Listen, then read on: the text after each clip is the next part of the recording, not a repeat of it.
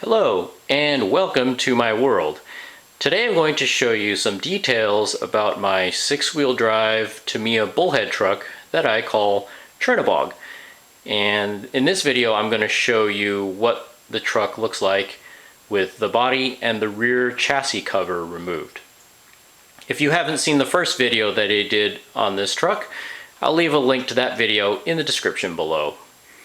And one of the things that I forgot to mention in that first video is that the backbone of this truck is a Sassy Chassis SST aluminum tub 6-wheel drive chassis. And one of the things that I like about this chassis is that its ride height is adjustable. So the center portion of the chassis right here and the rear axle support right here are both adjustable with 3 different settings for the suspension system and the overall height of the truck. So right now I have it on the highest setting up here, but you can see there's also 2 other sets of holes drilled down here, and so you can lower this top chassis tub right here completely. Both this section and this section right here can be lowered, and the shock absorbers too. If you notice, the shocks have different mounting positions here. 3 different heights you can mount the shocks at, so you can lower the entire upper chassis tub up or down to 3 different height settings. And what I like about that is because everything moves together, the suspension and also the steering servo down here in the center of the chassis, all of that moves up and down the exact same amount, so that you don't have any problems with making the bump steer any worse in the steering system of the truck. And the bump steer, when you mount the servo in the center of the chassis, like on a stock bullhead or a stock clodbuster, there's plenty of bump steer enough with the stock height setting of the suspension. And that bump steer only gets worse when you raise up the suspension or raise up or down the shock absorbers without also raising up or down the center portion of the chassis where the servo mounts. If you don't raise and lower all of that together this exact same amount, it makes the bump steer even worse than on a stock bullhead or a stock clodbuster chassis. So Sassy Chassis, thankfully, with all of their aluminum tub chassis like this, and also on the regular 4-wheel drive chassis that they made, you can also make the same 3 different suspension height adjustments on that chassis too. So if you want to take a look at a regular Sassy Chassis tub chassis for a regular 4-wheel drive bullhead, take a look at the video that I did on my truck that I call Raging Bull. So that one has a regular 4-wheel drive Sassy Chassis aluminum tub chassis on it. So for Chernabog, you take a look at the top here. The electronic speed controller is my favorite type, the Novak Super Rooster. I have that in several of my trucks. And this one has an ESC cooling fan made by ESP. ESP made those for a short while. And that cooling fan is powered by 6 onboard AA batteries. And it is controlled with this switch right here, which normally is the power and economy switch on a stock bullhead. But right now I have it connected to the cooling fan. That's how it turns it on and off. And as I also said in my first video, this on-off switch right here, which normally controls the radio equipment, that now turns on and off the batteries, or excuse me, the headlights right there. Those are the fog lights in the front bumper since the body is removed, so the headlights are not here. And the headlights for the body are connected to this JST plug right here. So that allows me to remove the body fairly quickly just by simply unplugging the headlights from that connector right there.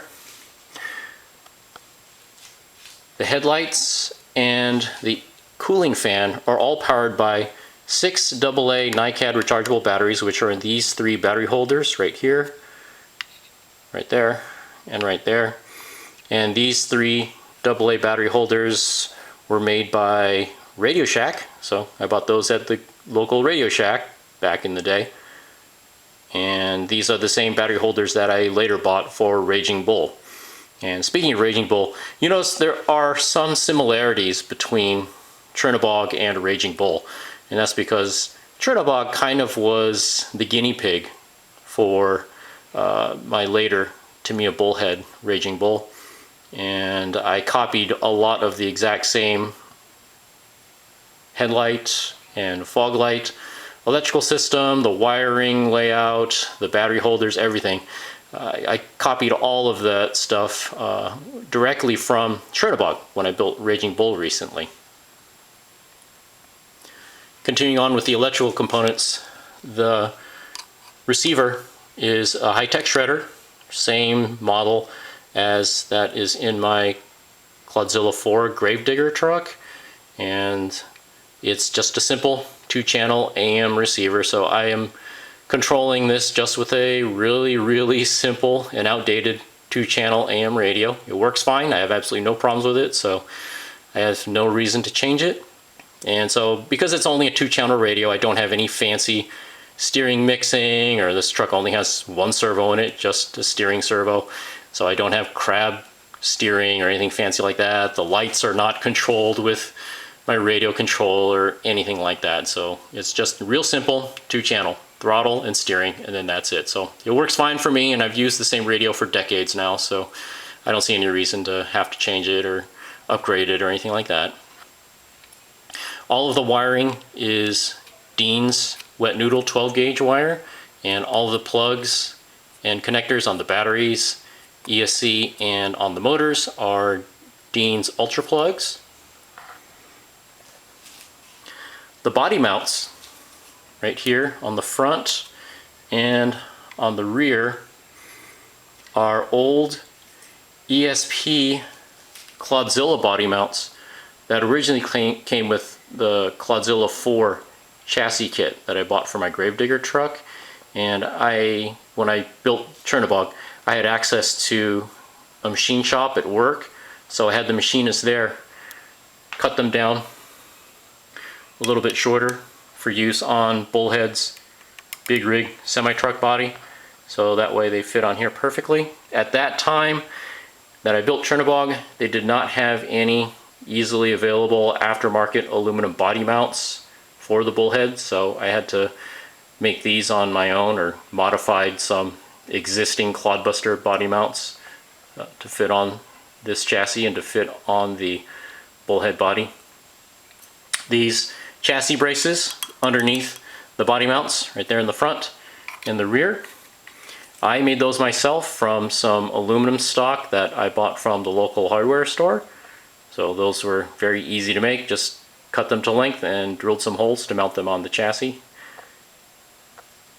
And also back in those days, nowadays you can actually buy those made out of aluminum from several different sellers on eBay, but back in the day when I built Chernabog, there were no aluminum chassis braces available for this truck, for the Bullhead at all. So some of the other things that I forgot to mention is that inside the front and rear gear cases on Chernabog are stock Tamiya Bullhead plastic gears, and the pinion gears are 13 tooth 32 pitch Robinson Racing steel pinion gears. So the only changes I made to the driveline in this truck are the Sassy Chassis one-piece steel pulling axles that I mentioned in my first video. Of course, they also have ball bearings inside the gear cases.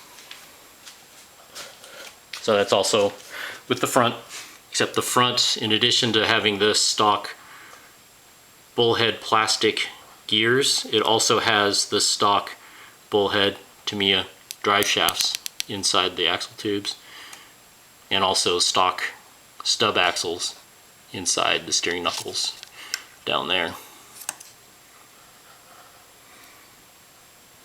So it also has the stock Tamiya differentials in the rear and in the front too, so this does not have locked out differentials or anything like that, because remember, I originally built this to be a pulling truck. So with most pull trucks, you take out the differential and put in a spool, but this truck, its goal kind of changed a bit, so it's no longer designed to be a pulling truck, so that's why it has differentials in all three gear cases. So that's what Chernabog looks like with the body removed and with the rear cover removed. So one thing I wanted to also mention too is that if anybody is considering building one of these 6-wheel drive bullheads or clodbusters, keep in mind these things are really huge. And you may think that a stock clodbuster or a stock bullhead takes up a lot of space on your workbench. That is nothing compared to one of these. And it's hard to tell in videos and pictures exactly how big these 6-wheel drive beasts are, but they are huge. They're massive. So whenever I work on this truck, I have to clear off everything off of my workbench to work on it. And not only that, they take up a lot of room when you're storing them too. So that's something a lot of people don't consider when they build one of these things. It takes up a lot of room. Wherever you store your RC trucks and RC cars, this thing will take up a lot of space. So keep that in mind, especially if you have a spouse. That other person may not want to clear out space to store one of these things in your house. So just something to keep in mind from somebody who's had one of these things for quite a few decades now. Just they take up a lot of room, so clear out a lot of space before you decide to build one of these things. So feel free to leave any questions or comments below, and I'll catch you in the next video.